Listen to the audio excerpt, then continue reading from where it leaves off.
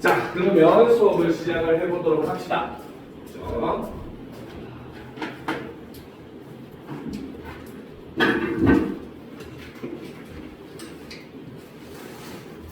자, 빨리 자료 꺼냅시다.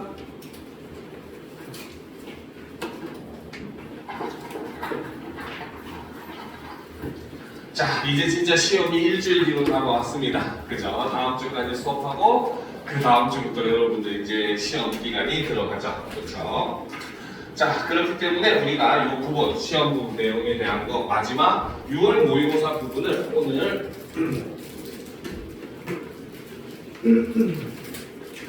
네, 분석을 하고 이제 시험을 대비를 하시면 됩니다. 그죠? 자, 다른 과목 이런 거는 대비는 잘 되고 있습니까? 다들 참, 그죠? 내가 웃는 게 아니죠, 그렇죠?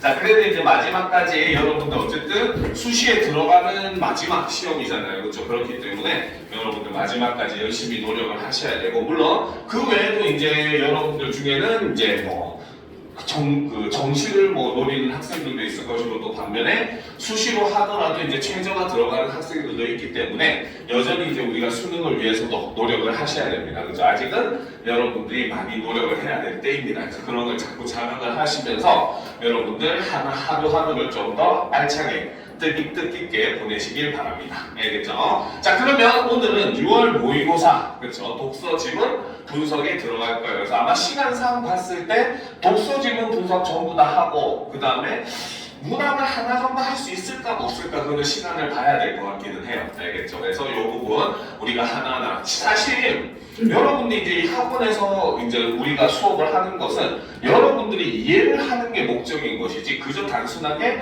이거 이렇게 했으니까 끝 이런 정도로 수업을 하는 게 아니잖아요. 그래서 여러분들이 최대한 이해할 수 있게 자세히 설명하다 보니까 시간이 조금 늦을 수도 있고, 물론 이 육모 같은 경우는 학교에서는 수업도 안 하면서 이제 진도가 들어가는 거잖아요. 그렇죠? 그렇기 때문에 우리가 이런 걸 같이 분석을 하나하나 자세하게 해보도록 합시다. 자, 그러면 첫 번째 지문, 바로 주제 통합 지문이죠. 그렇죠? 왜 이렇게 늦었습니까? 자, 자료는 가져가도록 합시다. 알겠죠? 자, 주제 통합 지문, 그렇죠? 바로 인문, 예술 같은 관련 지문을 한번 살펴보도록 합시다. 그래서 역사 관련 지문이죠.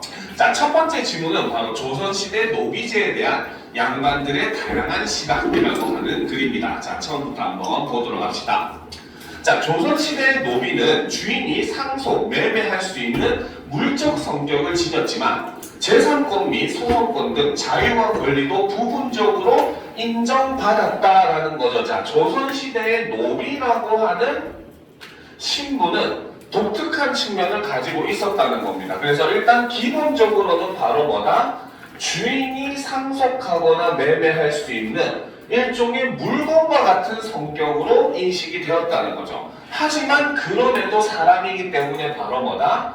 재산권 및 소송권 등 자유와 권리도 부분적으로는 인정을 해주는 이러한 독특한 모습을 지니고 있었다라고 볼 수 있다는 거죠. 자, 조선 전기에 증가하던 노비의 수는 외란과 호란 이후 감소 추세를 보였고, 자, 그러면 여기서 얘기한 외란, 바로 임진왜란이죠. 그 다음에 호란은 병자호란을 얘기합니다. 자, 요것이 바로 뭐다? 노비의 수가 감소한 계기라고 볼 수가 있더라는 거죠. 그렇죠? 자, 그래서 외란과 호란 이후에 감소 추세를 보였고, 여러 사정으로 양인과 노비의 신분 격차도 줄어들었다. 이러한 변화는 노비에 대한 인식 변화로 이어졌고, 이전에는 찾기 어려운 양반들의 노비에 대한 글로 구체화되었다라는 겁니다. 그렇죠? 실제로 조선 후기로 가게 되면은 여러 가지 요소로 인해서 신분제 자체가 흔들리는 조선사회의 모습을 볼 수가 있었어요. 알겠죠? 실제로 이제 임진왜란 같은 경우만 하더라도 그때 당시 초반에는 굉장히 우리나라가 전쟁에서 열세를 보이게 됩니다. 그죠? 그러다 보니까 이때 당시에 임금이 실제로 명령으로서 임진왜란에서 외부의 목을 일정 수 이상 배워오게 되면은 양반으로 중인으로 승격시켜주겠다, 노비에서 해방을 하게 해주겠다, 이런 식으로 이제 실제 국가에서 명령을 내리기도 했었어요. 알겠죠? 그리고 이제 또 실제 평민이라든지 노비들 중에서도 사실상 이제 조금씩 재산을 모으기 시작하는 사람들이 등장을 하기 시작합니다. 그래서 이때 당시에 국가도 전쟁이 막 끝난 상황이라 보니까 국가 재정이 바닥을 보이게 되고, 그래서 이제 국가 재정을 또 확보하는 요소로서 일종의 그 뭡니까? 공명첩이라고 해서 이름을 비워놓은 서류를 발급을 하게 돼요. 여기에 이름만 쓰면 자기는 뭐 신분이 올라가게 되면 주인이나 양반이 되는 거예요. 알겠죠? 그러니까 그거를 큰 돈을 받고 국가에서 직접 팔기도 하는 이런 모습을 보여주고 있죠. 실제로 우리가 박인노의 무왕사라고 하는 작품을 보게 되면은 거기에 노비가 이제 바로 노주군을 잊어먹고, 바로 노인과 주인, 노비와 주인의 그런 자신의 분수를 잊어먹고 자기 말을 안 듣는다는 구절도 실제로 우리가 볼 수가 있어요. 그래서 몰락 양반은 노비에게도 무시당하는 그런 사회의 모습이 조선 후기의 모습이었다라고 볼 수가 있더라는 거죠. 그렇죠? 자, 그런데 일단 우리가 첫 번째 문단의 내용은 간단하게 정리를 해보도록 합시다. 그렇죠? 자, 조선시대 노비라고 하는 신분. 그렇죠? 자, 첫 번째로 노비의 특징은, 자, 이 글에서는 두 가지를 제시했었죠. 바로 첫 번째는 주인이, 그렇죠? 상속하거나 매매할 수 있는 대상이라는 거죠. 이러한 점은 바로 물적인 성격을 지닌다. 즉 물건과 같이 여러분들이 사용하던 물건을 상속하거나 매매하는 것과 똑같은 권리로 사용이 되던 요소였다는 거죠. 하지만 반면에 바로 뭐다? 재산권, 또 소송권 등 자유와 권리도 부분적으로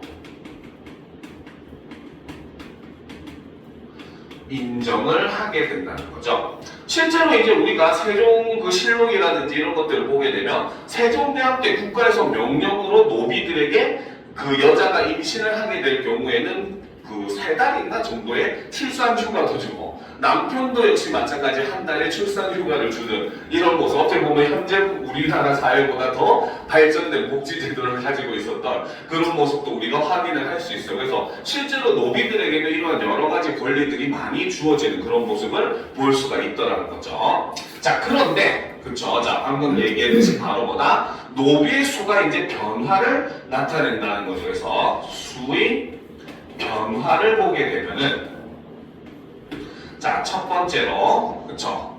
자, 조선 전기에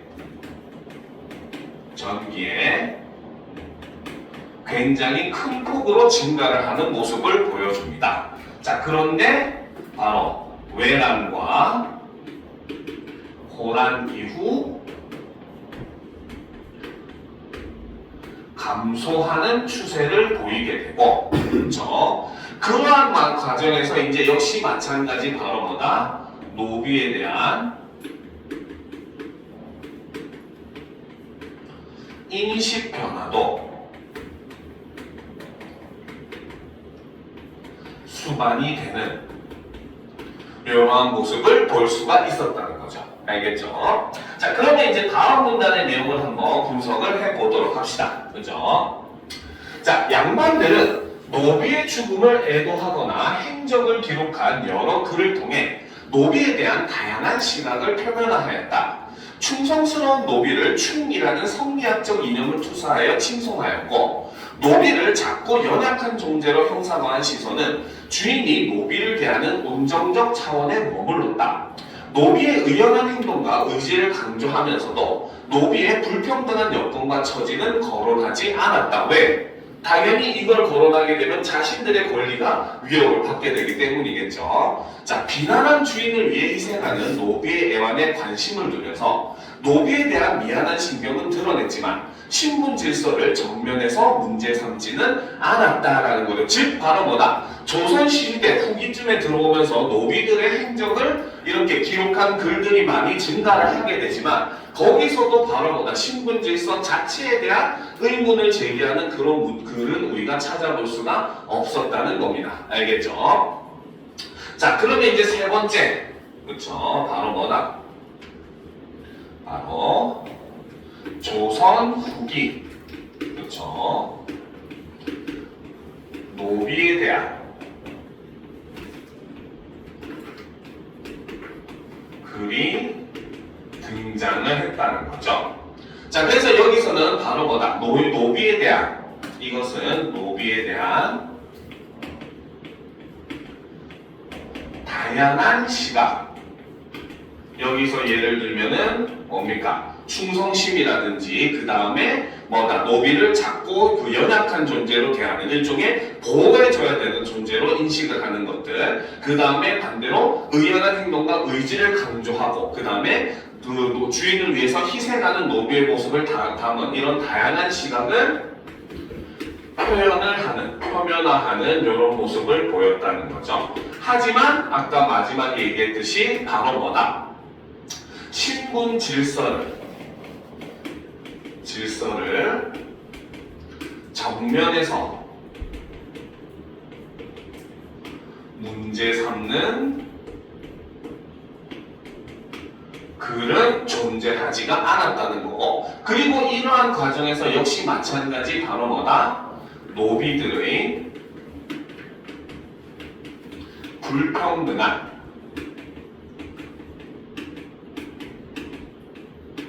여건과 처지 역시 거론되지 못했다. 이렇게 볼 수가 있다라는 거죠. 그렇죠? 그래서 철저하게 양반의 시각에서 노비에 대해서 쓰여진 글이다 보니까 이런 부분에서 노비들의 현실적인 이런 어려움이나 이런 것들을 담지는 못했다. 이런 것들이 당시 글의 한계라고 볼 수가 있더라는 거죠. 자, 이러한 양반들의 시각과 달리 실학자 이익은, 자, 반면에 이러한 양반들의 시각과 달리라고 얘기를 했다는 것은 바로 무엇이다? 이 사람은 이제 노비들의 그런 문제에 대해서 어느 정도 전면적으로 다루는 글들을 썼다고 볼 수가 있겠죠. 자, 그래서 다른 각도에서 노비 문제에 접근하였다. 그는 인간의 힘으로 어찌할 수 없는 천명, 천체의 운행에 따라 기름을 점치는 영역인 성명, 시세에 따라 인간의 힘이 참여하는 조명으로 운명을 나누었다. 천명과 성명은 인간이 하는 일에 관여하지 않는 자연 이치로 간주하고, 조명은 인간이 능동적으로 대처하면서 빈부, 귀천 등을 바꾸어가는 것이라고 규정하였다. 그는 조명의 대상을 왕과 고관대장으로 한정했던 이전 학자들의 논의와 달리 노비를 포함한 모든 사람으로 확대를 했다라는 거죠. 자, 그러면 이제 실학자 이익은 기본적으로 바로 뭐다? 운명을 세 가지로 나누어서 규정을 했다는 거죠. 그렇죠? 그 중에 바로 뭐다? 첫 번째는 조명. 조명이라고 하는 것은 바로 뭐다? 첫 번째는 천명이죠. 자, 천명이라고 하는 것은 바로 뭐다? 인간의 힘으로는 어찌할 수 없는 것. 즉, 한자를 보게 되면 바로 뭐다? 천명, 하늘의 명령이라는 거죠. 즉, 쉽게 말하면 태어날 때부터 가지고 있는 운명이라고 볼 수가 있다는 것이고, 그 다음 두 번째, 천체 운행에 따라 기름을 점치는 영역이 성명. 이것도 운명의 일종인데, 천명 같은 경우는 바로 뭐다? 태어날 때 가지고 있었던 거라면은 그 성명 같은 경우는 뭐다? 살아가면서 운명적으로 겪게 되는 사건들이 있다는 거죠. 예를 들어서 원래는 양반 가문이었는데 어쩌다 보니 영모에 휘말려서 노비가 됐다든지 이런 경우들도 굉장히 많거든요. 가족들이 알겠죠. 가족들이 다 죽이는 경우도 있고 노비로 만들어버리는 경우도 있으니까, 이렇듯이 이런 것들은 우리가 사회가 어떻게 될지는 예상을 할 수가 없기 때문에 이런 운명으로 오는 사건에 의해서 결정이 될 수도 있다라고 얘기했고, 그리고 마지막이 시세에 따라서 인간의 힘이 참여하는 세 번째가 바로 조명이라고 얘기를 했다는 거죠. 자, 이때 천명과 성명은 바로 뭐다? 인간이 하는 일에 관여하지 않는 자연의 이치, 즉 인간의 힘으로는 어찌할 수 없는 그런 운명이라고 보았고, 반면에 조명은 바로 뭐다? 조명은 인간이 능동적으로 대처하면서 빈부나 귀천 등을 바꾸어가는 것이라고 규정을 했다는 거죠. 자, 그런데 칠학자 이익의 이러한 운명론에서 가장 다른 사람과 다른 점은 바로 뭐다? 노비를 포함한 모든 사람으로 그 의미를 확대했다는 게 칠학자 이익의 주장의 가장 큰 특징이라고 볼 수가 있다는 거고, 그 말은 바로 뭐다? 노비를 보는 시각이 이전보다 훨씬 더 한층 성숙해졌다. 즉 노비를 그래도 하나의 인간으로서 대접하는 그러한 시각이 반영이 되었다라고 볼 수가 있더라는 거죠. 자, 그러면 이제 네 번째, 그렇죠? 노비에 대한 시각으로서 실학자 이익의 생각이 제시가 되고 있죠. 자, 여기서 첫 번째, 실학자 이익은 운명이라고 하는 것을 세 가지로 나누어서 제시를 했다는 거죠. 바로 첫 번째는 천명. 천명이라고 하는 것은 바로 뭐다? 인간의 힘으로 얻지 할 수 없는 운명이라는 거죠. 없는 것이고, 자, 그 다음 두 번째가 성명. 성명은 바로 뭐다? 바로 천체의 운행에 따라 길흉을 점치는 영역이라는 거죠. 자, 이때 이것은 바로 뭐다? 이것은 자연의 이치인 것이고, 이 두 가지는 그렇기 때문에 이것은 바로 뭐다? 인간의 힘으로는 어찌할 수 없는 운명이라는 거죠. 하지만 반면에 이 조명이라고 하는 것은 바로 무엇이라고 했다? 바로 인간의 능동적인 대처가 가능하고, 이것은 이로 인해서 변화도 역시 가능하다고 보는 영역이 바로 조명이라는 거죠. 여기에 해당하는 게 빈부나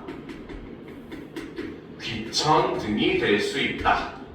실제로 조선시대 여러분들 제일 잘 아는 사람이 바로 장현실 같은 사람이 있잖아요. 그렇죠? 이런 사람은 자신의 그런 뛰어난 과학적인 능력을 인정받아서 세종대왕에서 노비 출신임에도 불구하고 천민 출신임에도 불구하고 어때요? 관직을 받는 그런 사람으로 성장을 하잖아요. 그렇죠? 그래서 이러한 모습들을 보면서 조명이라고 하는 것은 인간의 능동적 대처가 가능하고 변화가 가능하다. 그리고 이 조명에 기존 학자들은 바로 뭐다? 왕과 고관 대작 정도만 봤었다는 거죠. 그래서 이 대상은, 조명의 대상은 왕, 고관 대작. 여기까지 본 것은 누구의? 바로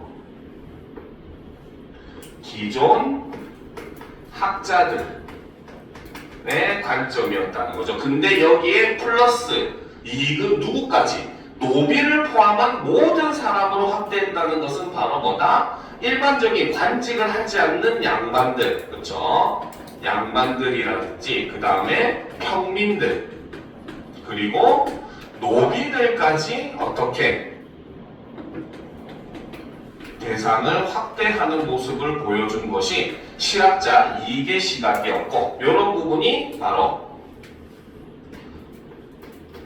이익이 확대한 이러한 대상이라고 우리가 볼 수가 있다는 거죠. 자, 그러면 이제 마지막 문단을 보다. 그래서 아까 얘기했듯이 이런 것들은 바로 뭐다? 노비를 바라보는 사실 시각 자체가 변화를 했다라고 보는 것이고, 이런 거는 바로 노비도 역시 마찬가지 임금이나 고관 대작과 다르지 않는 하나의 인격체, 사람으로서 인정을 했다라고도 우리가 볼 수 있다는 겁니다. 알겠습니까? 이런 점은 우리가 유추를 해서 읽어봐야 되는 거죠.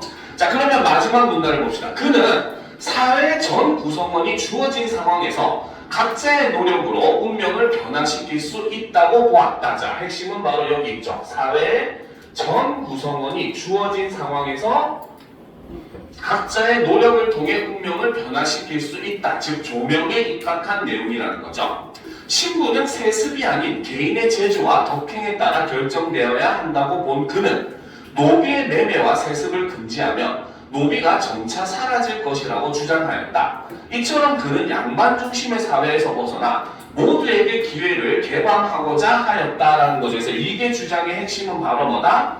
신분제도 자체에 대해서 문제를 제기를 했었다는 거고, 그 문제는 바로 뭐다? 개인의 재주와 덕행에 따라서 결정되어야 한다고 본다는 거죠. 근데 여기서 한 가지 함정이 발동을 하죠. 그렇죠? 바로 뭐다?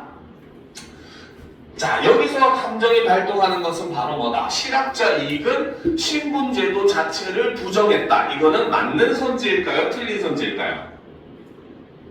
맞는 선지일까? 틀린 선지일까? 이것은 틀린 선지입니다. 알겠습니까? 여기서 보게 되면은, 자, 신분은 세습이 아닌 개인의 재주와 덕행에 따라 결정된다고 하는 거잖아요. 이 말은 이꼴 다른 말로 하면 바로 뭐다? 신분제도 자체를 부정한 것은 아니라는 의미로 볼 수 있다는 거죠. 다만 기존의 신분제도와는 다르게 바로 뭐다? 개인의 능력이라든지 이런 거에 의해서 신분이 결정되어야 한다고 본 거지 신분제도 자체를 없애야 한다고 본 입장은 아니라는 겁니다. 알겠습니까? 이런 점은 여러분들이 이제 그 문제에서 선지나 이런 것들이 변화를 할 때 조심해야 되는 부분이라고 볼 수 있는 거예요. 알겠죠? 자, 계속 보도록 합시다. 자, 그렇기 때문에 이때 이 사람은 노비의 매매와 세습을 금지하면은 노비가 점차 사라질 것이다 라고 주장을 했다는 거죠. 다만 노비까지만 이제 사라져야 된다라고 생각하는 거지 양반, 평민으로 이어지는 이러한 신분제도 자체를 부정한 건 아니라는 거 여전히 유념을 하세요. 자, 이처럼 그는 양반 중심의 사회에서 벗어나 모두에게 기회를 개방하고자 하였다. 그에게 인간 삶의 변화는 각자가 감당해야 할 몫이고 국가의 역할은 조명이 가능한 최소한의 기반을 보장해 주는 것. 자, 인간 삶의 변화라고 하는 것은 이익에게 있어서는 바로 뭐다? 각자가 감당해야 할 몫이라는 거죠. 자, 이때 국가가 해야 되는 역할은 바로 무엇이다? 조명이 가능한 최소한의 기반을 보장해주고 결과에 개입하지 않는 것이라는 거죠. 어떻게 보면 이러한 점은 현대사회의 모습과 굉장히 많이 닮아있는 모습이라고 볼 수가 있다는 겁니다. 그렇죠? 현대사회도 어때요? 최소한의 인간적인 삶을 보장하기 위해서 여러 가지 제도를 운영을 합니다. 기초생활수급 제도라든지, 그렇죠? 그 다음에 여러 가지 지원 제도를 마련을 하고 있죠. 그렇죠? 그리고 반면에 그걸 바탕으로 그 이후에 그 사람이 노력해서 성공하고 안 하고는 국가에서 책임을 지지 않죠. 그렇죠? 그렇기 때문에 그런 면에서는 우리가 현대사회의 그런 복지제도의 모습과 좀 닮아있는 이런 모습도 확인을 할 수 있다는 거죠. 자, 그럼 추가로 이제 정리를 한번 해보도록 합시다. 자, 두 번째. 그쵸? 자, 이게 핵심적인 내용 중에 하나가 바로 뭐다?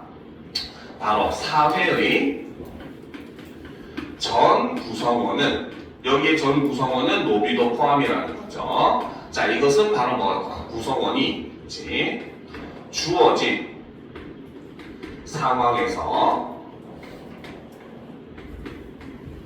각자의 노력으로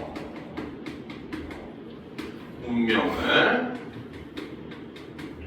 변화시킬 수 있다.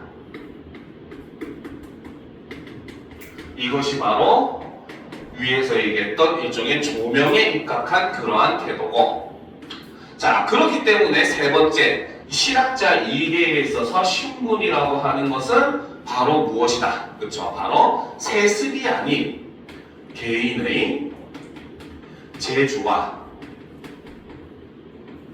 덕행에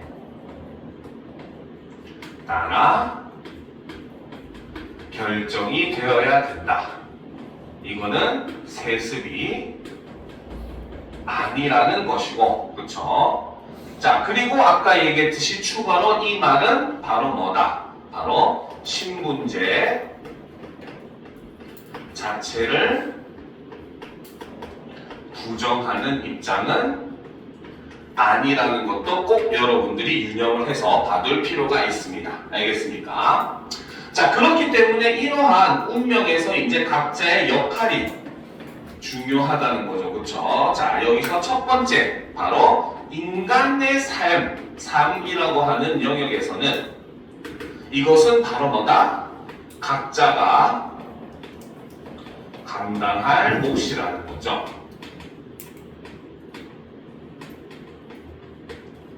즉 자기의 운명은 자기가 개척하는 겁니다. 알겠습니까? 여러분들도 이 시간에 열심히 공부하는 것도 하나의 자신의 운명을 개척하는 거겠죠. 그렇죠? 그러니까 졸지 말고 열심히 공부하시고요. 자, 그리고 이제 이러한 상황에서 이제 국가가 해야 되는 국가의 역할이라고 하는 것은 바로 무엇이다?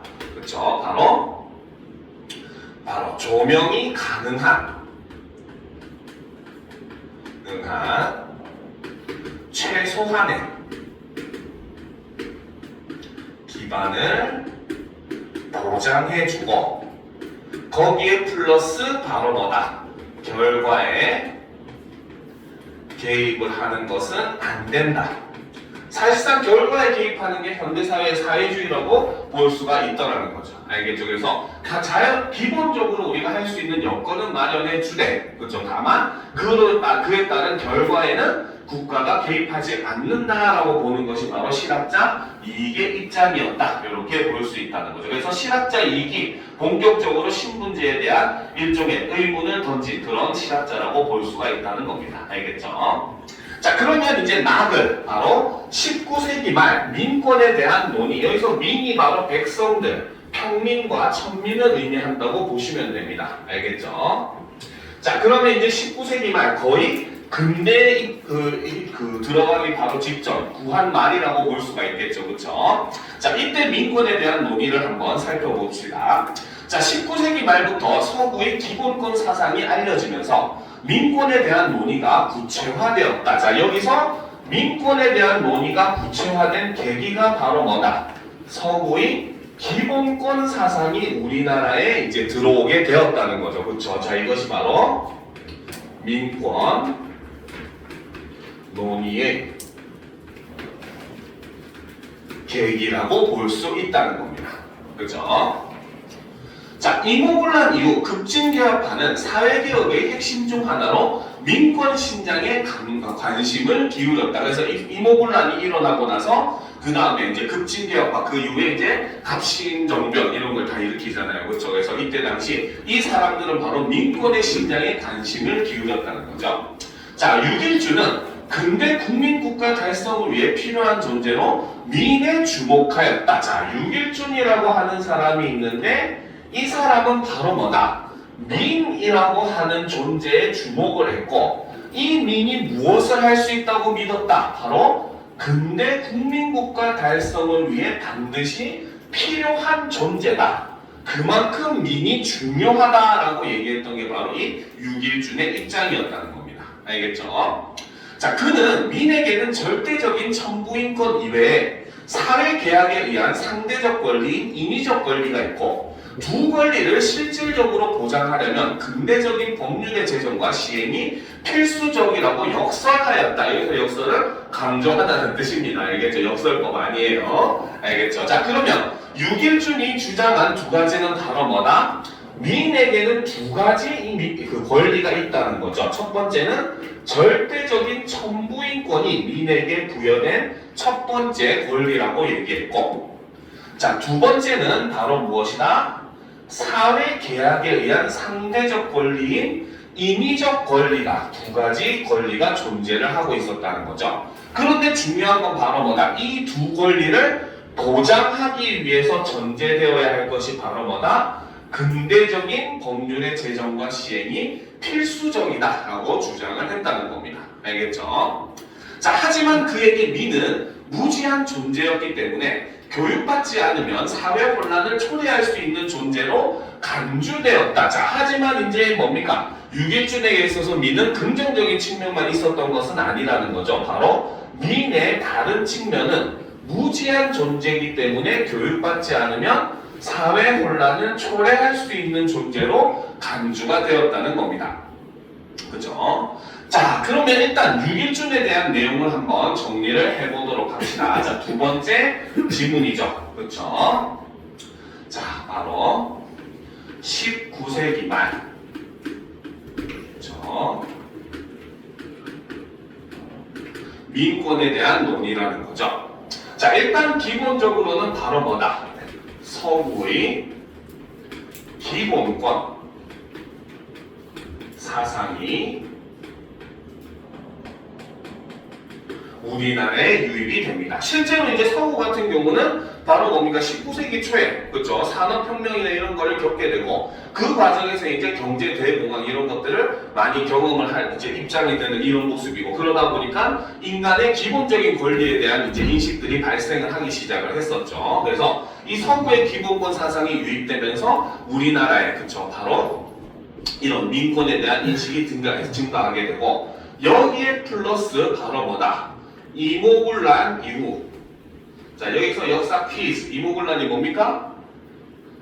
바로 구식군대가 신식군대와의 차별에 불만을 품고 일으킨 반란이었죠. 그렇죠? 그래서 이모군란 이후, 그렇죠? 급진 개화파가, 그렇죠?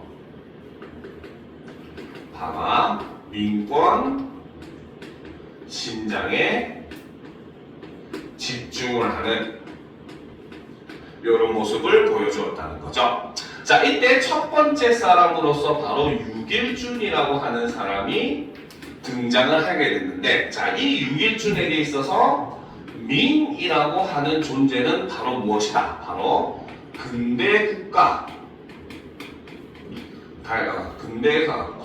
국민국가네요. 국민국가 달성을 위해 필요한 존재라는 거죠. 이런 것은 민의 긍정적인 관점이라고 볼 수가 있습니다. 그렇죠? 그런데 여기에 플러스 마지막에 민에 대한 부정적인 관점도 갖고 있는 사람이었다고 얘기했었죠. 그 두 번째는 바로 뭐다? 이 민은 무지한 존재라는 겁니다. 물론 실제로 이때 당시만 하더라도 노비들이라든지 평민들은 사실 교육의 기회가 거의 없었어요. 알겠죠? 그러다 보니까 당연히 이 사람들이 무지할 수밖에 없는 그러한 상황이긴 했습니다. 하지만 그렇다고 하더라도 기본적인 이런 인권이나 이런 것들에 대한 생각이 아직은 완전히 싹트지 않았던 그런 시기이기 때문에 민에 대해서 이런 부정적인 시각도 존재를 하더라는 거죠. 그래서 무지한 존재로 봤기 때문에 바로 교육받지 않으면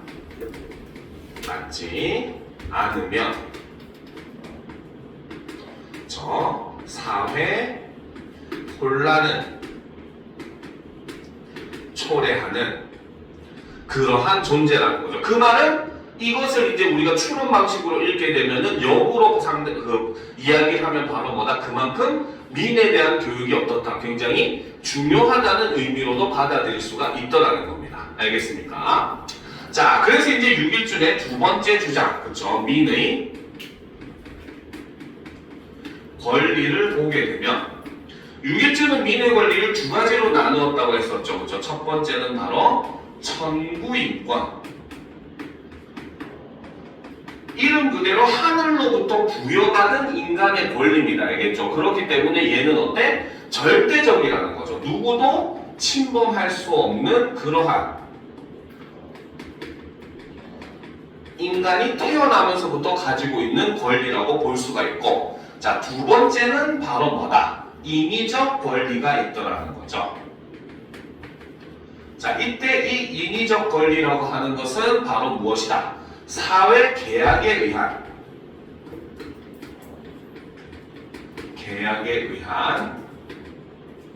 상대적 권리라는 거죠. 자, 여기서 여러분들의 머리를 아프게 만드는 내용이 등장을 하게 되죠. 그렇죠? 사회계약설 내용도 아셔야 됩니다. 알겠습니까? 사회계약설이 뭐예요? 사회계약설. 뭡니까? 바로 국가라고 하는 것은 왕과 국민들 사이의 계약으로 이루어진다는 거예요. 알겠죠? 왕은 바로 뭐다? 국민들에게 일정한 국민들의 권리를 받는 대신에 의무로서 뭐다? 국민들을 지켜줘야 되는 의무가 있다는 거죠. 반면에 국민은 바로 뭐다? 자신의 자유를 일부 희생하는 대신에 계약을 통해서 자신의 안전과 재산권을 보장받을 수 있는 권리가 바로 사회계약설의 내용이라는 거죠. 그러면 유길준은 바로 이 사회계약의 내용을 언급했다는 것은 바로 뭐다? 서양의 그런 사회계약설의 영향을 받은 그런 모습도 우리가 확인을 할 수 있다는 겁니다. 알겠습니까? 자, 그럼 이제 다음 사람으로 넘어가 봅시다. 자, 박영효는 그죠? 두 번째 사람은 바로 박영효의 내용이 등장을 합니다. 그죠?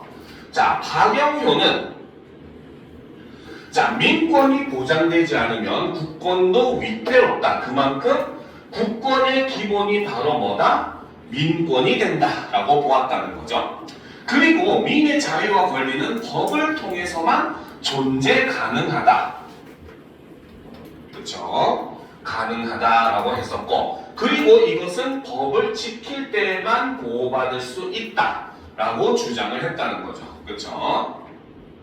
자, 그럼 6.1준에 요거를 하나 정리를 안 했네요. 그때 이때의 인위적인 권리는 바로 뭐다? 이 권리 보장을 위해서 근대적인 법률의 제정과 시행이 필수적이라는 거죠. 제정과 시행이 필수적으로 전제가 되어야 이런 인위적 권리를 보장받을 수 있다고 보았고, 이러한 점은 바로 뭐다? 바로 박영효와 6.1준에서 공통적으로 볼 수 있는 그러한 생각이라고 볼 수 있다는 거죠. 알겠죠? 그래서 6.1준과 박영효는 둘 다 바로 뭐다? 민의 권리에 대한 법률을, 제정을 중시하는 모습을 보여주었다라는 게 공통점이라고 볼 수 있다는 겁니다. 알겠죠? 자, 여기까지 정리 다 됐습니까?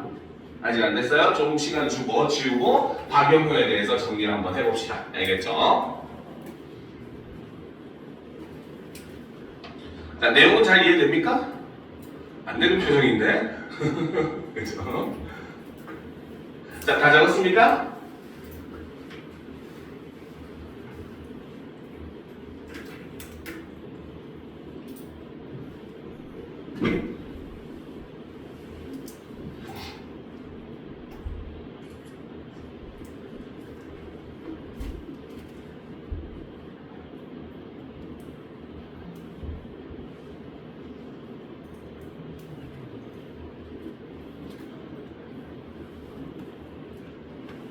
다 적었어요, 이제? 네, 그러면 이제 박영효의 내용을 정리를 한번 해보도록 합시다. 자, 두 번째. 바로 박영효. 그렇죠? 자, 이 사람은 바로 뭐다? 민권의 보장이 결국은 바로 무엇이다? 국권의 보장이라고 보았다는 거죠. 기본적으로 민권이 보장되어야지, 그것이 전제가 되어야지 국가의 권리도 발생을 한다라고 보았다는 거죠. 자, 그렇기 때문에 이 박영효는 바로 뭐다? 민의 자유와 권리라고 하는 것은 바로 무엇이다? 바로 법을 통해서만 존재가 가능하다.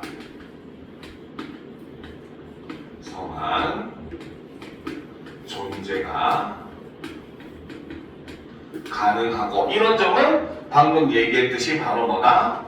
6.1준의 생각과 굉장히 유사한 부분이죠. 반면에 거기에서 더 나아가서 박영효는 한 가지를 더 많은 얘기합니다. 바로 뭐다? 법을 지킬 때만 보호받을 수 있다. 즉, 법을 지켜야 법의 보호를 받을 수가 있다라고 하는 생각을 주장한 것이 바로 박영효의 인식이라는 거죠. 자, 그래서 지금까지는 어떻게 보면은 이 6.1준과 그 박영효 같은 경우는 급진개혁파의 성격을 지닌 인물들이라고 볼 수 있습니다. 자, 그런데 세 번째, 김윤식을 비롯한 온건개혁파는, 그렇죠? 자, 세 번째는 온건개혁파를 얘기를 하고, 그 중에 대표적인 인물로 김윤식을 지금 제시를 하고 있죠. 자, 이 개혁파는 국가의 노비세습 금지령 공포에 대해 전적으로 지지한다는 입장을 표명하면서도 인간은 타고난 능력에 따라 귀천이 생기고 이에 따라 불임을 받는 것이 정당하다고 주장하였다. 약간은 상반되는 그런 주장을 하게 돼요. 첫 번째는 바로 뭐다?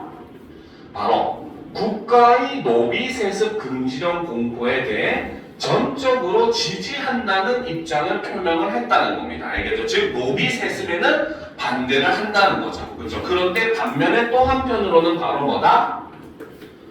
인간은 타고난 능력에 따라 귀천이 생기고 이에 따라 불임을 받는 것이 정당하다고 주장을 했다는 거죠. 이 말은 다른 말로 얘기하면 바로 뭐다? 신분제 자체를 부정하는 것은 역시 아니다라고 볼 수가 있고, 이러한 태도는 바로 뭐다? 앞에 가글에 있었던 누구? 바로 철학자인 이익의 그런 생각과 일맥상통하는 모습, 그 중에서도 바로 조명의 그런 생각과 일맥상통하는 모습을 우리가 볼 수가 있더라는 거죠. 알겠죠? 자, 민의 평등을 인정하면서도 신분차별을 정당화하는 양면적 태도를 보인 것이다. 굉장히 친절하게 내용을 정리를 해주고 있죠. 그렇죠? 그래서 여기서는 어느 정도 평등을 인정하면서도 신분차별을 정당화하는 모습을 보여주더라 라는 겁니다. 자, 그러면 이제 세 번째, 그렇죠? 자, 사람으로서 바로 온건계합화. 자, 여기서 이제 김유식을 온건계합화로 분류했다는 건 앞에서 얘기했었던 유길중과 박영호는 급진계합화라고 볼 수 있는 겁니다. 알겠죠? 자, 이 사람은 두 가지를 주장을 했는데, 자, 첫 번째는 바로 뭐다? 자, 국가의 노비 세습령. 그렇죠? 세습 금지령이죠. 금지령 공포에 전적으로 지지하는, 그쵸? 굿게임 아니에요. 자, 네? 김윤식이네요. 그쵸? 자, 그래서 그 지지하는 이런 입장을 보였다는 거죠. 자, 그런데 또 한편으로는 바로 뭐다? 바로 인간은 타고난 능력에 따라 귀천이 발생을 한다. 요렇게 보고 있고, 그러니까 이걸 바로 뭐다? 불임을 받는 것이 정당하다. 요렇게 보았다는 거죠. 그렇죠? 그러니까 역시 이 온건계합파의 태도 자체도 역시 바로 뭐다? 신분제 자체를 부정한 것은 아니고, 이러한 입장은 바로 앞에 있었던 실학자 이익의 생각과 공통적인 부분이다라고 볼 수 있다는 거죠. 자, 그래서 이 온건폐합파는 결과적으로 양면적인 태도를 보여주고 있다. 이렇게 정리를 할 수 있고, 이것은 바로 뭐다? 바로 민의 평등을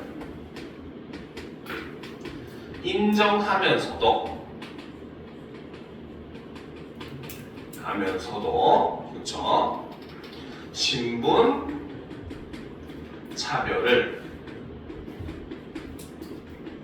정당화하는 이런 모습을 보여주더라는 겁니다. 알겠죠? 자, 그런데 어쨌든 이 사람들은 전부 온건이든 급진이든, 그렇죠? 바로 개화파의 입장을 보이고 있더라는 겁니다. 알겠습니까? 자, 그런데 이때 자 봅시다. 자, 민권에 대한 이러한 개화파들의 주장은 여러 상황과 맞물려 가보개혁의 신분제 폐지라는 법제상 조치로 이어졌지만 노비는 잔존했고 사회적 차별도 지속되었다. 그래서 실제로 여러분들이 이제 그 조선 그 시대 그 일종의 구한말 일제시대 초기 이때를 배경으로 한 그 대표적인 연극 작품 중에 하나가 바로 YMCA 야구단이라는 작품이 있거든요. 안 보여요? 그렇죠? 자, YMCA 야구단이라는 작품이 있는데 여기서도 이제 신분제가 막 폐지가 됩니다. 알겠습니까? 그런데 여전히 사람들에게는 바로 뭡니까? 신분제도에 대한 그런 인식이 많이 남아있었던 거예요. 알겠죠? 그러다 보니까 실제로 노비가 우리가 야구에서 상대방 선수를 잡으려면 어때요? 빠르게 패스해가지고 터치해서 아웃을 시켜야 되잖아요. 그렇죠? 근데 노비가 공을 던졌다는 이유로 양반이 공을 그냥 피해버립니다. 야구 시합임에도 불구하고. 알겠죠? 그래서 여전히 그런 사회적인 인식 이런 것들이 남아있는 그런 모습을 보여주었다는 거죠. 법으로서는 폐지가 되었지만 실제 현실에서는 폐지되지 않은 실제 지금 인도의 모습과도 동일하다고 보시면 돼요. 인도도 카스트 제도가 얼마 전까지 존재를 했었고 법적으로는 그 카스트 제도가 현재 폐지가 된 상황이지만 여전히 인도에서는 카스트 제도가 인식적으로 남아있는 상황입니다. 실제로 태국 같은 경우도 역시 마찬가지죠. 그렇죠? 자, 그래서 이제 이때 당시에 우리나라도 역시 마찬가지 법으로는 폐지가 됐지만 뭡니까? 사람들의 인식 속에는 여전히 그런 차별이 존재를 했다는 거죠. 자, 그래서 가보개혁의 신분제 폐지로 인해서 그렇죠? 이로 인해 법제상 조치는 만들어졌지만 반대로 노비도 여전히 잔존했고 사회적 차별도 여전히 지속되는 모습을 보여주었다는 거죠. 자, 이러한 상황에서 독립협회는 자유와 평등은 하늘이 준 권리임을 근거로 노비 소유와 매매를 맹렬히 비판하였다. 자, 그래서 그 다음 존재 바로 독립협회가 등장을 했는데 요거는 다른 표시해야 되겠네요. 자, 독립협회가 등장을 했는데 독립협회는 바로 뭐다? 자유와 평등은 하늘이 준 권리라는 거죠. 이를 통해서 노비의 소유와 매매를 맹렬히 비판하는 모습을 볼 수가 있었다는 겁니다. 알겠죠?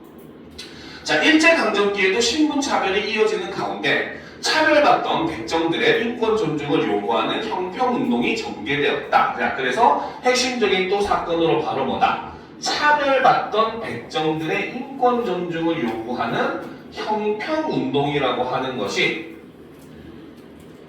일제강점기에 전개가 되었다는 거죠. 실제 우리가 여러분들 드라마 많이 봐서 알겠지만 미스터 선샤인이나 이런 작품들 보면은 백정은 거의 인간 이하의 취급을 받았어요. 천민한테도 차별받는 그런 존재였습니다. 왜? 조선시대는 유교에 입각한 그런 사회였기 때문에 살생을 한다는 것, 생명을 죽인다는 것은 엄청난 죄악으로 많이 여겼죠. 그러다 보니까 실제로 자기들이 고기를 먹고 제사를 지내고 해서 고기를 필요로 하면서도 정작 그거를 잡는 사람은 거의 인간 이하의 취급을 하는 그런 모습을 보여줬다는 거죠. 자, 1923년에 경남 진주에서 형평사가 조직되어 시작된 이 운동은 경제적 부를 쌓은 백정들과 사회운동가들이 결합하여 본격화되었고 이후 대중의 호응을 이끌며 전국화되었다. 이 운동은 인간의 존엄성과 평등을 이루려는 인권운동이자 참여자들에게 실질적인 혜택을 제공하는 공동체 운동의 성격을 지녔다. 자, 그래서 이 형평운동은 바로 뭐다? 인간의 존엄성과 평등을 이루려는 인권운동의 성격과 참여자들에게 실질적인 혜택을 제공하는 공동체 운영의 성격을 동시에 가진 것이 바로 이 형편운동의 특징이었다는 거죠. 알겠습니까? 왜? 백성들은 이제 이런 인식에서 벗어나게 되면은 실질적인 혜택으로 돌아오게 되잖아요. 그렇죠? 자, 이 운동의 도화선이 교육차별이었던 만큼 사회적 대우를 받으려면 소양을 갖춰야 한다는 인식에 따라 교육활동이 펼쳐졌다. 그래서 그 결과 바로 뭐다? 교육활동이 펼쳐지게 되었다는 거죠. 그리고 회원들은 인간의 존엄적 존엄과 평등을 실현하기 위한 활동을 일상에서 실천하고 이를 제도화하려고 분투하였다. 그래서 이러한 활동, 존엄과 평등을 실현하기 위한 활동을 일상에서 실천하고 제도화하고자 노력을 했다는 거죠. 자, 그러면 이제 또 내용을 정리를 한번 해보도록 하겠습니다. 그렇죠?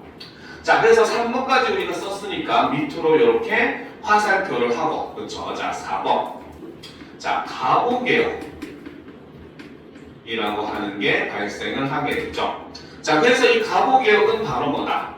신분제를 폐지를 합니다. 바로 이거는 법적 조치였죠. 실제로 법률상으로는 신분제가 사라졌다는 거죠. 하지만 반면에 현실에서는 어떻더라? 여전히 노비가 잔존했고 실제로 노비가 있었고 그 다음 사회적 차별도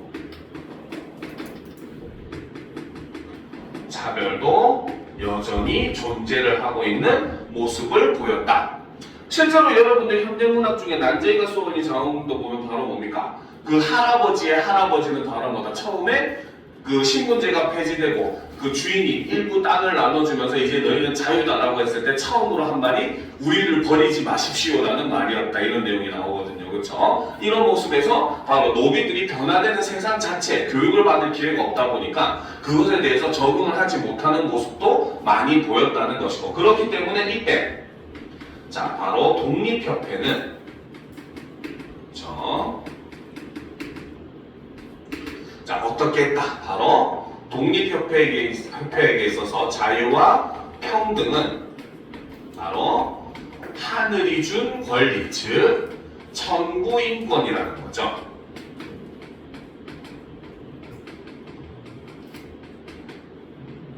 인권이라는 거죠. 자 그렇기 때문에 이를 통해서 바로 뭐다? 노비의 소유, 매매를 비판하는 이러한 입장을 가지고 있었다라고 볼 수 있었다는 거죠. 알겠죠? 자, 요거 정리하면 또 지우고 밑에 내용도 형평운동에 대해서 정리를 한번 해보도록 합시다. 그죠, 종아나? 정신 차리고 정리 다 했습니까? 자, 다 됐어요? 정리? 그렇죠? 자, 그러면 이제 지우고 형평운동을 한번 정리를 해보도록 합시다. 자, 6번째. 자, 형평운동. 자, 이것은 바로 무엇이다? 바로 차별받던 백정들의 인권 존중을 요구하는 그러한 운동이었다는 거죠. 자, 이 형편운동이 일어나게 된 배경을 보게 되면은 아까 얘기했듯이 바로 뭐다? 경제적 부를 축적한 백정들과 사회 운동가들이 연합을 하게 되었다는 거죠. 결탁을 하게 되면서 이제 이것이 일어나게 되고, 이것이 바로 뭐다? 이로 인해서 대중의 호응을 얻음으로써 본격화되는 이런 모습을 보여줬다는 거죠. 그렇죠? 자, 이 형평운동의 성격은 바로 무엇이다? 자, 아까 얘기했듯이 바로 인간의 존엄성과 평등을 추구를 했다는 거죠. 이러한 점은 바로 뭐다? 인권운동의 성격을 가지고 있었다는 거죠. 자, 하지만 반면에 여기에 플러스 해가지고 바로 뭐다? 참여자들, 바로 백정들이겠죠. 들에게 실질적인 혜택이 제공이 되는 일종의 공동체 운동, 현대로 치면 일종의 시민운동이라든지 혹은 뭡니까? 이익단체의 운동이라고 볼 수가 있다는 거죠. 그렇죠? 그래서 이런 성격 두 가지를 동시에 가졌다는 겁니다. 알겠죠? 자, 그래서 이제 그 결과, 그렇죠? 자, 첫 번째는 바로 뭐다? 사회적인 대우를 받으려면 소양을 갖춰야 한다. 이런 인식에 따라서 바로 교육 활동이 이루어지게 되죠. 그래서 사회적 대우를 위한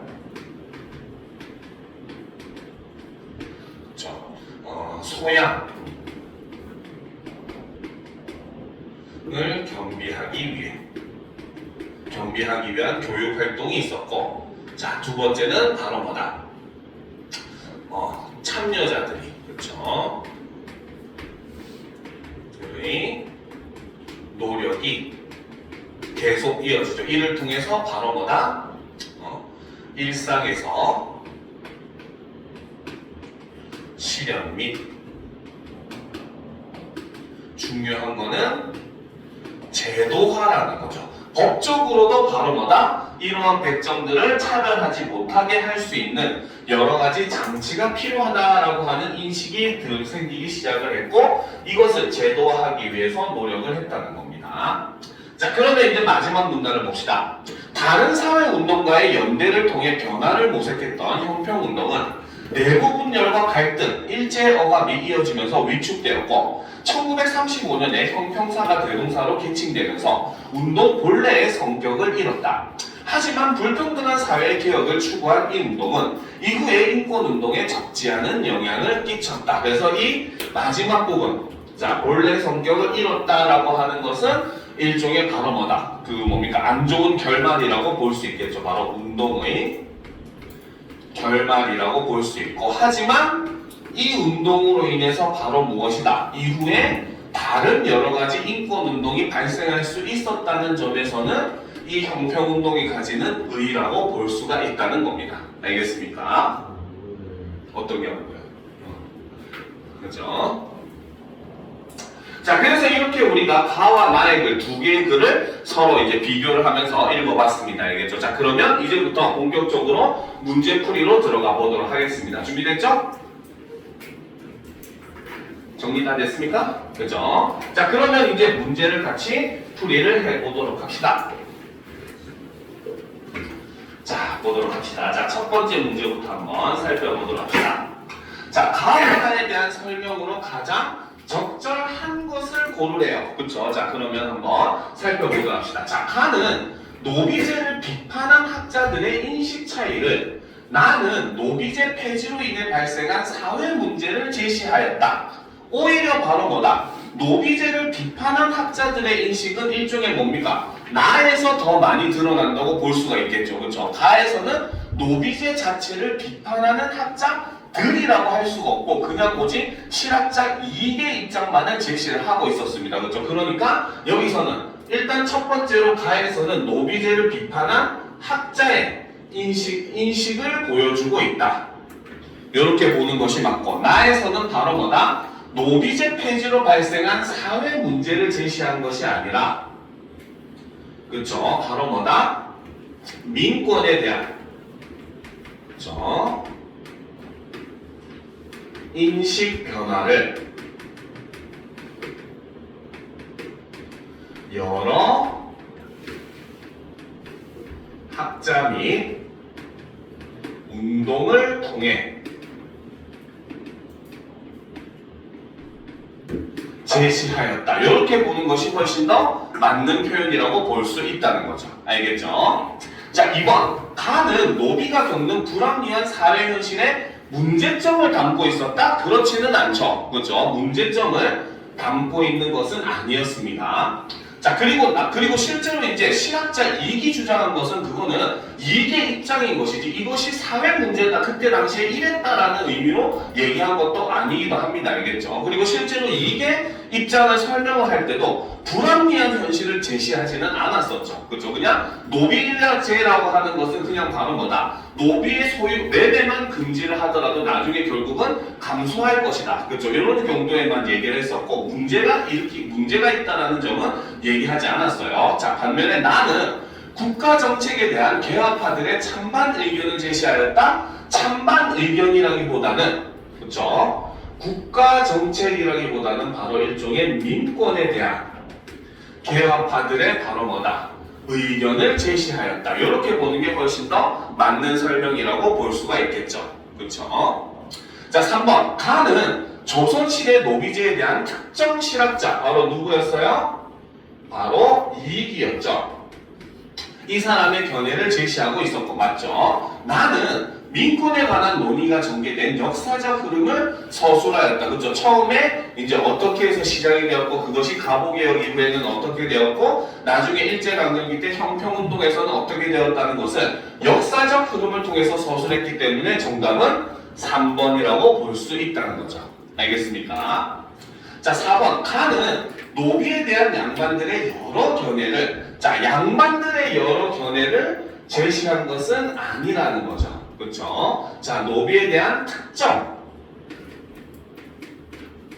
뭐 실업자들도 양반이기 때문에 이렇게 보면은 맞는 말이긴 하겠죠. 자, 반면에 나는 민권개혁의 부당성을 강조하는 주장, 민권개혁의 부당성을 강조하는 주장은 등장하지 않았어요. 물론 뭡니까 온건개혁파들 중에서는 신분제도 철폐 자체를 주장하지는 않았다고 얘기했었죠. 하지만 그렇다고 해서 이것이 민권개혁이 부당하다는 건 볼 수가 없습니다. 왜? 앞에서 얘기했었잖아요. 바로 뭐다 노비제 폐지 자체에는 지지를 했다라고 얘기를 했습니다. 그렇죠? 자, 그래서 이에 대한 반박을 서술하였다라고 하는 것도 역시 우리가 틀렸다고 볼 수가 있겠죠. 자, 5번 가는 양반과 노비의 갈등이 발생하게 된 구조적 관계, 양반과 노비의 갈등에 대한 이런 내용은 존재하지 않았어요. 그렇죠? 자, 나는 근대 국가 건설을 위한 민권운동의 역사적 의의를 서술하였다. 요거는 맞다고 볼 수가 있겠죠. 그렇죠? 그래서 정답은 3번이 된다는 겁니다. 알겠습니까? 자, 2번 기획에 대한 이해로 적절하지 않은 것을 고르래요. 그렇죠? 자, 한번 보도록 합시다. 자, 일단 기획이 뭔지 한번 살펴보도록 합시다. 자, 기획은 보면 양반들의 노비에 대한 글로 구체화되었다 했을 때 양반들의 노비에 대한 글이었죠. 그에 대한 내용은 바로 그 다음 문단에 내용이 존재를 했었습니다. 그러니까 이 부분은 그 다음 문단을 참고해서 이제 문제를 풀어야 된다는 거죠. 자, 그러면 이에 대한 내용으로 적절하지 않은 것을 고르라고 했어요. 자, 지배층의 이념에 따라 행동한 노비들을 긍정적인 시각에서 기록하였다. 그렇죠? 그들을 지지하고 하는 내용은 존재를 했었다고 했었어요. 자, 2번 노비와 양인의 신분 격차가 줄어들면서 노비들이 갖게 된 인식을 형상화하였다. 이런 내용은 절대 없었죠. 그렇죠? 이런 내용은 아예 완전히 내용이 지금 틀린 내용이라고 볼 수 있습니다. 물론 양난을 거치면서 노비의 수가 감소하고 노비에 대한 인식 자체는 뭡니까? 예전보다는 많이 높아졌다고 볼 수가 있겠지만 여전히 노비를 인정하고 노비에 대한 인식 자체 완전히 이런 것들이 변화를 한 것은 아니라는 거죠. 그렇죠? 그렇기 때문에 2번의 답은 2번이라고 볼 수가 있더라는 거죠. 그렇죠? 자, 3번 양반이 노비를 따뜻한 시선으로 바라보며 그래서 뭡니까? 보호해야 될 존재를 보는 시선, 이거는 온정적인 시선이라고 얘기했어요. 그래서 바라보면서 그들을 약자로 여기는 태도를 반영하였다. 역시 다음 문단에 있었던 내용이죠. 자, 4번 노비의 애환에 주의를 기울이면서도 그러한 상황이 발생하게 된 근본적인 원인은 간과하였다. 그렇죠? 왜? 노비들의 권리에 대한 내용이라든지 노비들의 불합리함에 대해서는 이야기하지 않았다고 했습니다. 그러니까 역시 맞는 말이고 이것도 역시 다음 문단에 있었죠.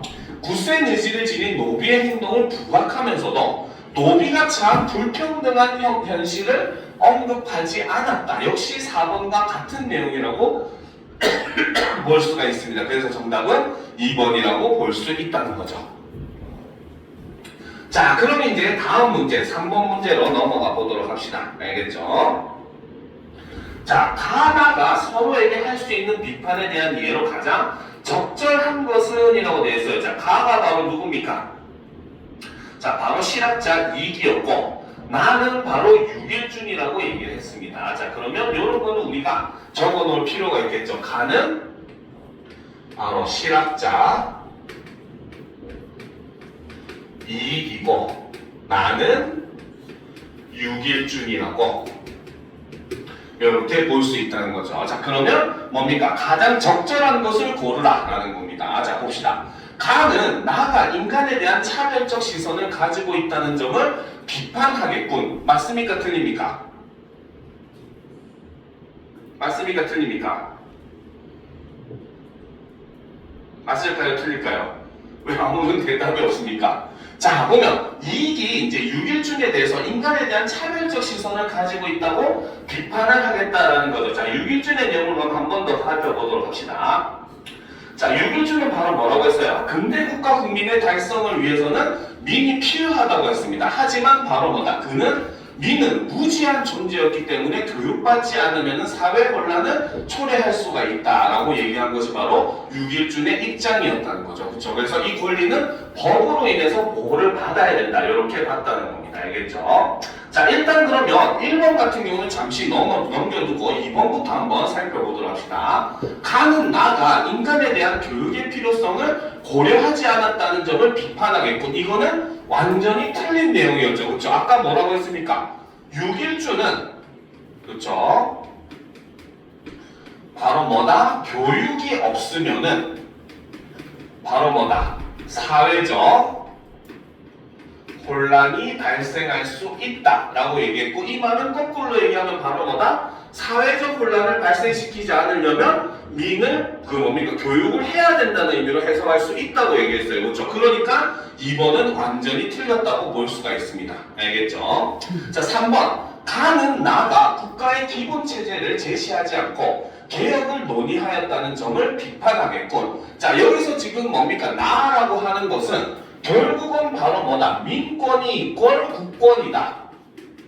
요렇게만 얘기했지 국가의 기본적인 체제를 제시하지 않았다라고 볼 수가 없다는 겁니다. 알겠죠? 그래서 민권 자체가 국가를 이루는 가장 기본적인 권리다. 그 민권이 보장되어야 국권이 일어설 수 있다라고 얘기했기 때문에 기본 체제는 바로 민권으로 제시를 했다고 볼 수가 있는 거예요. 알겠죠? 그렇기 때문에 이 부분도 틀렸다고 볼 수가 있다는 거죠. 알겠습니까? 자, 4번. 나는 가가 국가의 개입을 강조하여 개인의 발전 기회를 차단한다는 점을 비판하겠군이라는 거죠. 그렇죠? 자, 근데 가나의 공통점이 바로 뭡니까? 그렇죠? 그 실제로 실학자 이익도 바로 뭐다? 조명이라고 하는 것은 인간의 노력에 의해서 결정이 되는 것이라고 얘기를 했어요. 그렇죠? 그러니까 국가의 개입을 강조한 것은 가가 아니라는 겁니다. 알겠습니까? 그래서 가도 역시 바로 뭐다? 조명이라고 하는 개념을 통해 가지고 바로 뭐다? 개인의 노력으로 운명을 어느 정도 변화시키는 것이 가능하다. 이렇게 봤기 때문에 오히려 개인의 노력을 더욱더 중시했다고 볼 수밖에 없다는 거죠. 알겠습니까? 자, 그래서 4번도 틀렸죠. 자, 5번. 나는 가가 인간이 태어날 때부터 정해져 있는 자연적 이치를 언급하지 않았다는 점을 비판하겠군. 인간이 태어날 때부터 가지고 정해져 있는 자연적 이치를 언급한 사람은 오히려 가였죠. 그러니까 얘는 정확하게 하려면 얘를 바꿔야 말이 되는 겁니다. 알겠습니까? 그죠? 그렇기 때문에 5번도 틀렸죠. 그래서 소거법에 의해서 결국 정답은 1번일 수밖에 없습니다. 알겠습니까? 왜? 여기서 말하는 차별적 시선이라고 하는 것은 바로 무엇이다? 바로 유길준이 생각했던 민이라고 하는 것은 바로 뭐다? 교육이 없으면 혼란을 초래한다. 그리고 그렇기 때문에 얘네는 무지한 존재이다. 이렇게 얘기했다는 거죠. 이런 인식 자체가 바로 뭐다? 차별적인 인식이라는 겁니다. 알겠죠? 근데 이익은 바로 뭐야? 인간은 다 타고난 능력이 다르다는 거예요. 그것이 노비일지라도. 그러니까 그 능력에 맞추어서 그 뭡니까? 신분이나 이런 걸 줘야 된다라고 주장했던 게 이익이었다는 거죠. 그러니까 오히려 이익이 유길준보다는 더욱더 인간적인 시선으로서 민을 바라보는 그런 모습으로 볼 수 있다는 겁니다. 알겠죠? 그래서 정답은 1번이 된다는 거죠. 자, 그러면 4번 문제로 넘어가 보도록 합시다. 이것도 지워도 되겠죠? 일단 좀 냅둬봅시다. 자, 나의 형평운동에 대한 이해로 가장 적절한 것은 이라고 되어 있어요. 그렇죠? 자, 1번부터 봅시다. 형평사를 중심으로 개인의 소양에 따라 사회적 대우가 달라지는 부당함을 비판하였다? 아니죠. 사회적 대우가 달라지는 이유는 바로 뭐다? 백정이라는 신분에 따라서 신분에 따라 사회적 대우가 차별받는 그러한 부당함을 비판했다고 보는 게 맞죠. 형평운동 형평운동 자체가 바로 뭐다? 백정들에 대한 차별에 대해서 이제 저항한 운동이었죠. 자, 2번. 백정에 대한 차별 문제 해결과 함께 형평사 회원들에게 도움을 주는 활동을 전개하였다. 그쵸? 자, 아까도 얘기했듯이 형평운동의 성격은 바로 뭐다? 인권운동의 성격과 동시에 플러스 공동체 운동의 성격을 가지고 있는 이러한 모습을 보인다고 했었죠. 그렇기 때문에 정답은 2번이라고 볼 수가 있다는 겁니다. 알겠죠? 자, 3번. 백정들이 처한 경제적 불평등을 제도적 차원에서 해소하기 위한 활동이었다? 경제적 불평등이 아니죠. 바로 뭐다? 차별, 신분적 불평등이라고 보는 것이 맞는 선지가 되겠죠. 그렇죠? 자, 그 다음 4번. 형평사가 대동사로 계층되면서 교육을 통해 참여자들의 평등한 권리를 실현하였다? 아니죠. 형평사가 대동사로 계층되기 전에 교육을 통해서 참여자들의 평등한 권리를 실현하고자 했었던 거죠. 그렇죠? 이거는 대동사로 계층이 되면서는 오히려 본질을 잃게 되어서 결국은 이 운동이 실패하게 된다는 개념으로서 얘기를 했습니다. 그렇죠? 자, 5번. 일제의 억압으로 발생한 불합리한 처우를 개선하기 위해 사회운동가들의 노력으로 시작되었다? 일제의 억압으로 발생한 것이 아니죠. 그렇죠? 바로 무엇이다? 바로 백정이라는 신분제 제도로 발생한 불합리한 처우라고 봐야 되고, 이것은 일제강점기 이전에도 있었다는 겁니다. 근데 형평운동이 시작되고, 하지만 그 가운데 일제강점기가 시작이 되면서 나중에 이제 운동의 성격도 변질이 되게 되고, 그리고 그 과정에서 일제가 또 사회적인 이제 혼란을 이유로 억압을 하는 모습도 함께 겹쳐져 가지고 결국 무산되는 그런 모습으로 보이는 거지, 억압을 일제로 의해서 발생한 운동이 아니라고 하는 점은 여러분들이 올바르게 알아두셔야 되는 부분이라는 거죠. 자, 그럼 이제 다음 문제로 넘어가 보도록 합시다. 5번 문제. 자, 가난을 바탕으로 보기를 이해한 내용으로 적절하지 않은 것은 이라고 되어 있어요. 자, 그러면 한번 살펴보도록 합시다.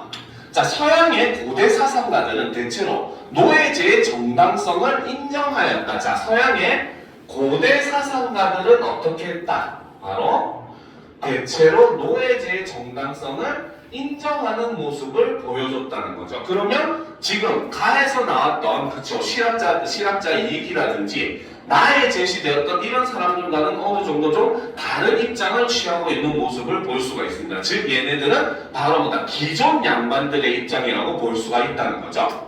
대표적으로 아리스토텔레스는 본래부터 심사숙고 능력이 없는 노예는 시민과 구별하여 철저하게 정치에서 배제돼야 한다고 보았다. 자, 여기서 아리스토텔레스는 노예를 어떻게 보았다?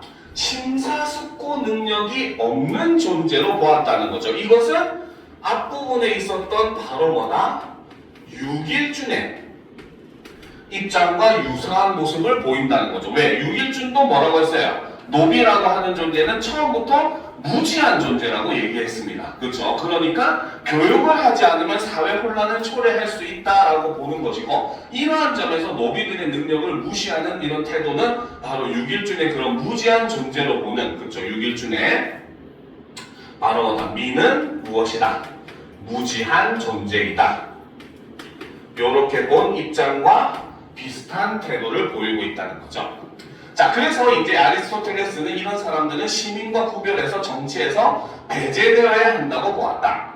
계명주의 시대 이후 사회의 공리를 극대화하지 않는 모든 제도와 법률의 근본 개혁을 촉구하며 노예를 해방해야 한다는 주장이 제기되었다. 자, 그래서 변화하는 계기는 바로 계몽주의 시대에 접어들게 되면서 사회의 공리를 극대화하지 않는 모든 제도와 법률의 근본 개혁을 추구했다는 거죠. 촉구하는 이런 것들은 바로 공리주의의 입장이라고 볼 수가 있습니다. 공리주의가 바로 뭐다? 최대 다수의 최대 행복, 이런 말 많이 들어봤죠. 그렇죠? 그걸 주장하는 사람들이 공리주의자들이었고, 그렇기 때문에 바로 뭐다? 사회 최대 다수의 최대 행복을 위해서는 신분제도 없어야 된다라고 주장한 게 이런 공리주의자들이라고 볼 수 있다는 거죠. 그래서 이 사람들에 의해서 어떻게? 노예를 해방해야 한다라는 주장이 제기가 되었다는 거죠. 자, 그리고 유럽 각국의 식민 지배에 따라 노예를 사고 파는 노예 무역이 본격화되는 가운데 노예들의 빼앗긴 자유를 회복시키자는 노예 해방론이 제기되었다. 그래서 공리주의자들과 그 다음 노예 해방론자들 이런 사람들이 바로 노예들의 이제 그 뭡니까 권리를 추구하는 운동을 하게 되었다는 거죠. 자, 노예 제하에서 스스로의 노력으로 노예에서 해방되어 문학적 성취를 이룬 노예 출신 작가들은 노예를 차별할 이유가 없음을 강조하며 노예제에 반대하는 목소리를 높였다. 자, 여기서 보면 노예제 하에서도 스스로의 노력으로 노예에서 해방되어 문학적 성취를 이룬 노예 출신 작가들이 존재했다는 거죠. 이 사람들은 바로 뭐다? 가글에서 얘기했던 자신의 노력으로 어떻게? 자신의 노력으로 운명을 변화시킨 모습이라고 볼 수 있고 이것은 실학자 이익이 얘기했었던 조명의 입장이라고도 볼 수가 있더라는 거죠. 이해가 됩니까? 그죠? 자, 그럼 이제 이걸 바탕으로 보기를 이해한 내용으로 적절하지 않은 것을 한번 살펴보도록 합시다. 자, 보기의 노예를 정치에서 배제해야 한다는 아리스토텔레스의 주장과 나의 김윤식의 주장은 모두 인간의 타고난 능력 차이를 인정한 것이겠군. 맞습니까? 틀립니까? 이거는 맞습니까? 틀립니까? 이거는 맞는 얘기이긴 하죠. 그렇죠? 근데 문제는 바로 뭐다? 두 개의 결정적인 차이는 아리스토텔레스는 바로 뭐다? 노예제를 인정하는 모습이었고 김윤식은 잠깐 앞에 보도록 합시다. 자, 김윤식은 뭐라고 얘기했습니까? 바로 국가의 노비 세습 금지령 공부에 전적으로 지지하면서도 신분제는 역시 찬성하는 온건계학파 역시 동일하게 이 사람도 역시 마찬가지 둘 다 일종의 신분제를 인정하는 이런 모습을 볼 수가 있더라는 거죠. 다만 차이는 바로 뭐다? 아리스토텔레스는 노비제를 찬성을 했고 반면에 김윤식은 온건계학파죠. 그렇죠? 국가가 노비 금지령을 한 거에 대해서는 지지를 했다고 했어요. 그렇죠? 그러니까 이 사람은 노비제는 그렇죠? 반대를 하는 이런 점에서는 차이가 있지만 둘 다 공통점은 신분제를 인정한다는 점에서는 공통이라고 볼 수 있다는 겁니다. 알겠죠? 알겠습니까? 자, 그 다음 2번 보기의 사회의 공리를 극대화하지 않는 법률의 근본 개혁을 촉구한 주장. 이게 바로 아까 얘기했듯이 바로 뭐다? 공리주의자들의 주장이라고 했었죠. 자, 나의 박영효의 주장은 모두 인간의 권리 보장을 위해 법이 뒷받침되어야 한다는 것이겠고, 그렇죠? 법률의 근본 개혁. 박영호도 역시 바로 뭐다? 법률을 개혁해야 된다라고 하는 점은 뭡니까? 6.1중과도 공통점이라고 얘기했었어요. 역시 2번도 맞다고 볼 수가 있다는 겁니다. 알겠죠? 3번 보기의 식민지배에 따른 노예무역의 대상이었던 노예와 가의 조선시대의 노비는 모두 소유주의 뜻에 따라 매매의 대상이었다는 것이겠군. 이것도 역시 맞는 말이라고 볼 수가 있겠죠. 물론 출신은 달라요. 조선시대의 노비는 바로 뭐다?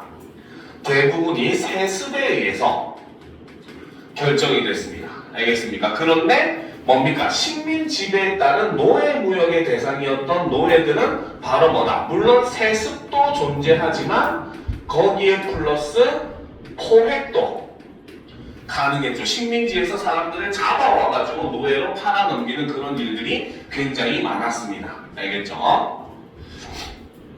자, 그 다음 4번 보기 노예들의 빼앗긴 자유를 회복시키자는 주장과 나의 독립협회의 주장은 모두 모든 사람에게 자유가 인정되어야 한다는 것이겠군. 역시 이것도 맞는 말이죠. 기본적으로 인간에게는 자유가 있다라고 보는 권리를 인정을 하는 입장이라고 볼 수 있는 겁니다. 알겠죠? 자, 근데 5번 봅시다. 보기 노예제에 반대하는 목소리를 높인 노예 출신 작가의 성취와 가의 이익의 주장은 모두 사회 제도의 변화를 위한 능동적인 행위에 당위성과 결부된 것이겠군? 아니죠. 이 사람들의 모습은 바로 뭐다? 사회 제도의 변화를 위한 능동적인 행위에 당위성이라고 볼 수가 없고 기본적으로는 바로 뭐다? 조명.